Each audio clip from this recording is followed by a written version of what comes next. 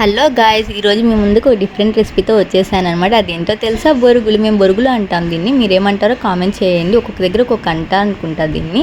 ఇది నానబెట్టుకోవటం ముందర నుంచి 1 అవర్ ముందర అలా ఏం లేదండి. మనం రెసిపీ స్టార్ట్ చేసే ముందర జస్ట్ మనం వాటర్ పోసేసి వాటర్లో ఎంత కావాలో అంత వేసేసుకుని మేము దబ్బర్ నిండా వేసామన్నమాట. ఎట్లా నానాక క్వాంటిటీ తక్కువే అవుతుంది కాబట్టి ఈ లోపల బాండలు తీసుకొని 3 స్పూన్స్ ఆయిల్ వేసుకొని వేరుశనగ పప్పు వేసుకొని లైట్గా బ్రౌనిష్ వచ్చేంత వరకు వేయించుకోవాలన్నమాట.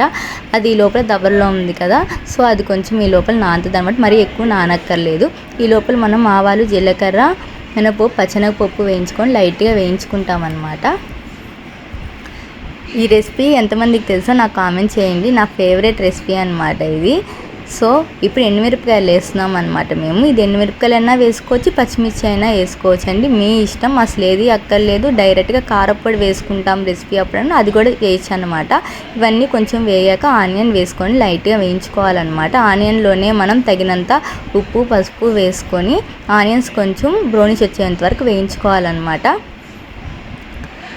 కరివేపాకు కూడా ఇప్పుడే వేసేస్తాం అనమాట. మీరు కావాలంటే ఫస్ట్ ఆయిల్లోనే వేసేసుకోవచ్చండి. మాకు ఎప్పుడు ఇలా వేస్తాం, ఆయిల్లో వేస్తే చిట్పట్ అని పైకి పడుతుందని చెప్పి మాకు ఇలా అలవాటు అయిపోయింది అనమాట. సో ఇలా వేస్తాము. అవన్నీ బాగా వేగిన తర్వాత టమాటా వేసి బాగా మిక్స్ చేసేసుకోవాలండి. టమాటా బాగా వేగాలి, కింద అంటుకోకుండా బాగా మధ్య మధ్యలో కలిపెట్టుకుంటూ ఉండాలన్నమాట. ఈ లోపల చూసారా, హాఫ్ క్వాంటిటీకి వచ్చేసింది బాగా నాని వాటర్లో. సో ఈ లోపల వాటిని మనం పిండి ఒక గిన్నెలోకి తీసేసుకుంటే మనం డైరెక్ట్గా వేసి మిక్స్ చేసుకోవడానికి వీలుగా ఉంటుందన్నమాట. సో అందుకని అలా వేస్తున్నాము. దీన్ని మొత్తం మనం బాండల్లో వేసేసుకొని బాగా మిక్స్ చేసేసుకోవాలన్నమాట. చూసారా, అప్పుడే మంచి కలర్ వచ్చేసింది. అంతటితోనే అయిపోలేదండి, అసలేం టేస్ట్ ఇప్పుడే అనమాట. శనగల పొడి ఇది వేసేదాన్ని బట్టి మన టేస్ట్ అంతా మారిపోతుంది అనమాట. దీంట్లో ఉన్న కారం ఓకే అనుకుంటే ఇలానే ఉండొచ్చు. ఉప్పు కారం లేదు, మాకు ఇంకా ఎక్స్ట్రా కావాలంటే కొంచెం కారం, సాల్ట్ మళ్ళీ మిక్స్ చేసుకొని బాగా మిక్స్ చేసేసుకోవటమే అండి.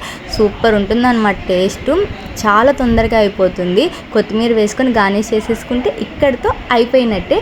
బట్ ఇంకొక ఆప్షనల్ ఉందన్నమాట. మనకు ఒకవేళ కావాలి ఇంకొంచెం టేస్ట్ డిఫరెంట్ కావాలి అనుకుంటే లైట్గా నిమ్మకాయ అలా పిండేసుకొని మిక్స్ చేసేసుకొని ప్లేట్లో సర్వ్ చేసుకొని తింటే సూపర్ ఉంటుందన్నమాట.